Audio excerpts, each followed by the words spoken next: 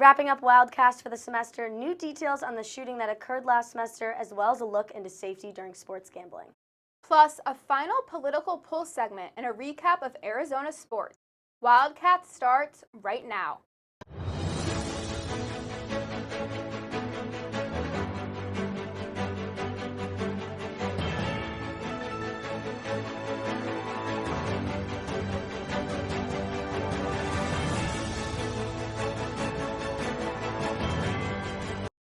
Good evening, and thank you for joining us tonight on our final Wildcast of the school year. I'm Carly Siegel. And I'm Delaney Penn. Delaney, you were the first person I anchored with and the last, so I'm really emotional right now, and I can't wait to follow you on your journey. Same with you. It's a full circle moment, and I'm happy to be here with you. Me too. Me too. All right, the man who was responsible for the fatal shooting on the UA campus last year has finally received his sentence from a judge. Ryan Romero Encinas received a 13-year prison sentence last Monday after pleading guilty to manslaughter in September shooting death of Minhaj Jamashidi. At the University of Arizona, Romero Encinas fired 7 shots, the final one at Jamashidi, who was unarmed. Romero Encinas has apologized for the damage, trauma, and pain he has caused. Jamashidi has Pima County Student College interest in home construction. He was the oldest son and key support for his family. His parents stated that no sentence could ever bring back their son. We're currently in baseball season, and some students hope to win big along with the Wildcats. Sports betting may make the game more interesting, but money isn't the only risk that comes with it. UATV3 reporter Kim Nagomo explains the rise of online gambling and how to stay responsible. Gambling used to be a trip to the casino to hit the slot machines. But thanks to sports betting apps like FanDuel, students can place a bet in seconds with just a quick tap on their phone. This is the most popular online gambling app, with their users increasing by 28% last year. Sports betting apps have taken over college campuses, and its easy accessibility has hooked students into chasing quick cash. But Dr. Jeffrey Duravensky, an expert in youth gambling, says they're most likely to become problem gamblers. If you look at the prevalence rates of adults, it's the 18 to 25-year-olds who have the highest prevalence of gambling problems. According to Dr. Duravensky, some signs of gambling addiction is exceeding their play budget, lying to loved ones about their gambling losses, and using credit cards to keep gambling. Chisel Mba, a senior who gave up online gambling, reflected on his old betting habits from his freshman year, where he made bets daily. It was the opportunity to make about 4-digit to 5-digit money that people don't see unless they work for a month. That's basically where the hunger came from for it. Thankfully, Chisel was responsible enough to cut himself off. Arizona's Department of Gambling provides resources and tips to play responsibly, like playing within your limits and to stop when it's no longer fun. The university's counseling and psych services also provide 2 counselors specialized in gambling addiction. If any student is struggling with problem gambling, please contact 1-800-NEXT-STEP. This is Kim Nagomo, reporting from UATV3. College life can be a lot to handle, from keeping up with classes to managing stress and figuring out your future. UATV3 reporter Eve Shaver has more on how students stay focused in school while taking care of yourself outside of the classroom. As the school year comes to a close, students are not just focusing on finishing strong, but reflecting on the advice that got them there. Let's hear what they had to say. Never give up.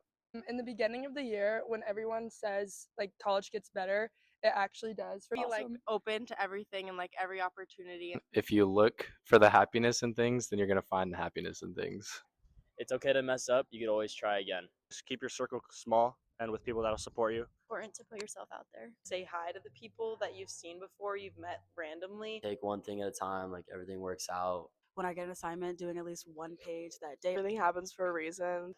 It's always going to get better. Sure, I find that balance between my schoolwork and social life to be as positive as you can. Between homework and outside of school life, it's easy to overlook moments of growth. As one chapter ends and another begins, these words of wisdom serve as a reminder that learning doesn't stop when the school year does. The textbooks may close, but the life lessons stay open. Reporting for UATV3, Eve Shaver. And coming up, we have a special segment of the Political Pulse with the one and only Jaden Zelms. And afterwards, Jacob Aries breaks down Arizona sports. Stay with us.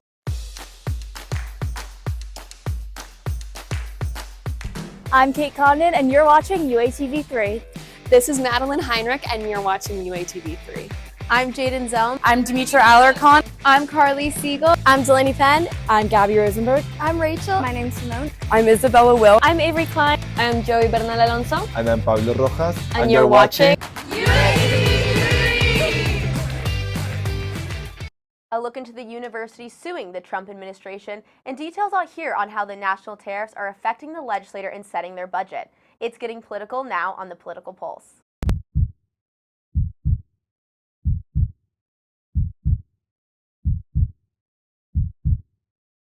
Welcome to this semester's last Political Pulse. I'm your host, Jaden Zelms. Let's talk some politics.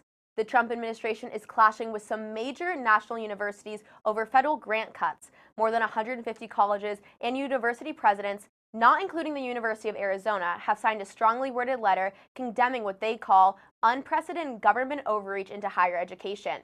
The cuts target schools that have been found to implement diversity, equity, and inclusion measures that have now been deemed illegal by the administration. This move comes after the administration paused billions in federal grant funding to institutions like Harvard, Columbia, and Princeton. In addition to the funding freeze, the administration is demanding universities dismantle DEI programs and enforce strict protest regulations, impacting research programs as well. Universities like Harvard are pushing back with at least one lawsuit already filed. The White House has completely dismissed their concerns. This story is currently still developing. Back to some more local news. The Arizona legislature must pass a budget and have it approved by Governor Hobbs by June 30th for the following fiscal year. The state budget sits around $18 billion, but back in January it was reported that there's about $600 million in surplus. So that's the money that's not allocated that the lawmakers can then put to whatever, programs, policies they see fit. That could also go to something like fixing the roads in Tucson. On the screen you can see the past few years' general fund and the state's total spending. I know those numbers look very scary, but it's about average. But the $600 million in surplus has shrunk to about $270 million due to a variety of economic factors, and with some lawmakers comparing today's economic uncertainty to that of the COVID era. There have been no official conversations between Governor Hobbs, House Speaker Steve Montenegro, and Senate President Warren Peterson. That's kind of hard to gauge if that is concerning. Usually there's been at least talks of a budget. If not, a budget pass usually happens in the middle of June. So what's causing this uncertainty? Well, one major factor is the national tariffs, but this affects Arizona because when the tariffs go up, they can trigger some federal tax cuts or spending adjustments. And when a federal program gets cut, that state could see a drop in their federal funding as well. So that could be in a school district or a policy that the federal government funds here in Arizona.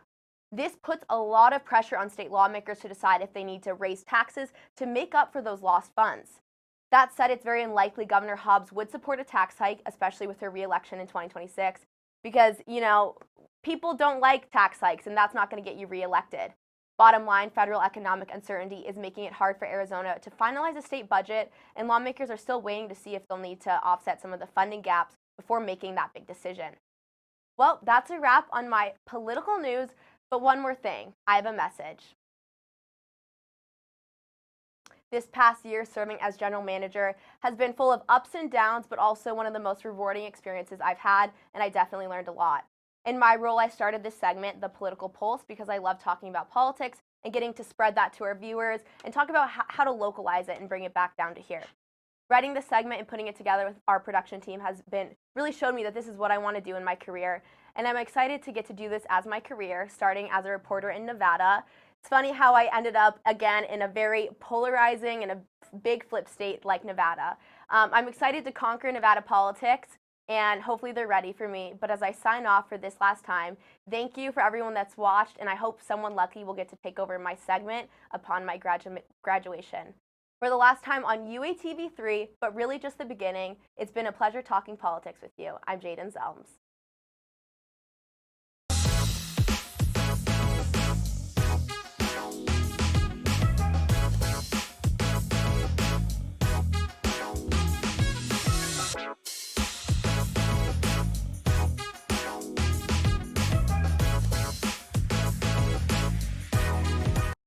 Welcome back to Wildcast. I'm Jacob Aries, serving up your weekly recap of Arizona sports. From cracks of the bat to spikes at the net, we're covering everything from the diamond to the court. So grab your glove or your knee pads and let's get right into it.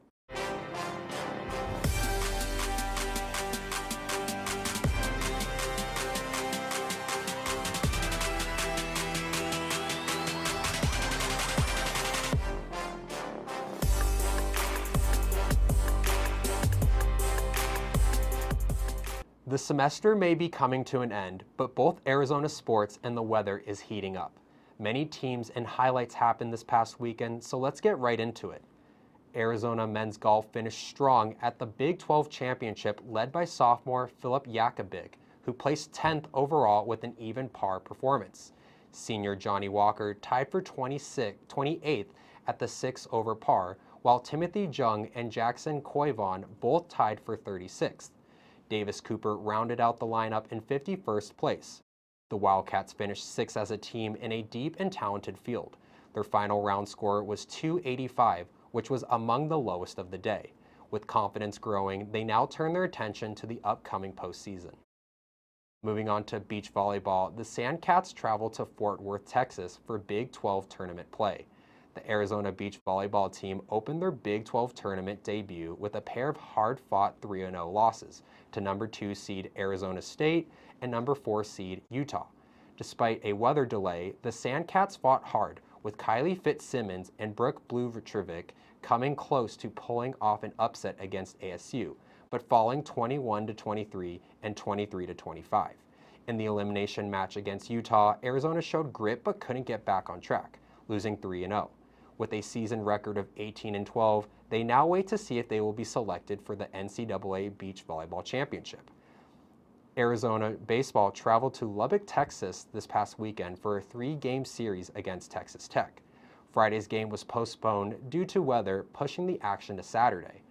In the doubleheader opener, Texas Tech took control early, winning 12-3, but Arizona bounced back in Game 2 with a 2-1 victory. Starting pitcher Owen Kromkowski dominated on the mound, going 7 innings and allowing just 1 run. While closer Tony Pluta earned his 9th save, Arizona runs in Game 2 came from a solo home run by Aaron Walton and a clutch RBI single from Garen Caulfield. However, in the series finale on Sunday, the Wildcats' offense stalled, falling 6-2, and losing 2 of the 3 in the series. With the season record of 18-12, Arizona looks to rebound in their next series as they head into the final stretch of the season. Arizona softball took on Texas Tech in a high-energy series that showcased both grit and talent. Let's take a closer look at how the Wildcats performed at the Diamond. David Mordian has it covered. Arizona softball comes home to Hillenbrand Stadium riding a 5-game winning streak, but they'll be well tested against Texas Tech, who's currently number 14 in the country. This series will be rich with consequences as the winner of the series will be sitting atop the Big 12 standings by the end of Saturday's game. With expectations for the series high, both the Red Raiders and the Wildcats got off to explosive starts offensively in Game 1. Alexa Langoliers drove in the game's first run, slashing an RBI single for Texas Tech in the top of the first. However, Devin Netz, who was the Wildcats' starting pitcher, gave the Cats an early lead, pulling a 2-run homer to left in the bottom half of the inning. Following the eventful start, the bats went quiet for both teams as Devin Netz shut down Texas Tech, pitching 6 scoreless innings to close out the Red Raiders 2-1 in the opening game on Thursday night. Friday night would be a different story for the visitors. Texas Tech jumped on Arizona early, scoring 4 runs in the first inning. The Red Raiders never looked back and evened up the series, winning 10-1 in just 5 innings. Saturday, the stage was set for the rubber match, and it was well contested throughout. With Texas Tech leading 2-0 in the bottom of the third, Dakota Kennedy re-energized the Quiet Cats with a solo home run on a 9-pitch at-bat. Kennedy ended up going 2 for 4 on the evening, but she was a lone bright spot in what was a frustrating night for Arizona. The Wildcats were tied 2-2 before surrendering 3 runs in the 6th. They ended up dropping the series finale 5-2. Here's what Kennedy learned about the team in their series against the conference's best. I think it just shows that we know what we're capable of, and it just makes us even more excited to keep going throughout the season. The head coach also struck a positive tone after the team dropped the series. They're gritty, they're tough, and they're hungry to get better. And I think that's the biggest thing. It doesn't feel defeating for them. It feels energizing for them because all that we're going to do now is go get to work. All I saw in their eyes was complete hunger and willingness to absolutely go back to the drawing board and get to work. So it's not a revamp, it's sharpening our tools for the next time. Arizona traveled down to sunny San Diego to battle the SDSU Aztecs. Number 13 Wildcats split a doubleheader with San Diego State this weekend in a Friday's 1-0 win. Devin Netz shut out the Aztecs with a complete game and a solo home run, her 17th of the season. Saturday, the Wildcats dropped Game 2 1-0 after a fielding error in the 5th inning, which gave San Diego State the only run of the game. Dakota Kennedy went 2 for 3 in the loss, but Arizona couldn't capitalize on the opportunities. That's a wrap on this week's sports update. Whether it was a sweep or a split, the Wildcats are always bringing the heat. From slugging it out on the field to digging deep in the sand, the Wildcats are showing up and showing out. Keep your eyes on the ball and your ears on the latest news. I'm Jacob Aries with sports, and stay tuned for the rest of Wildcast.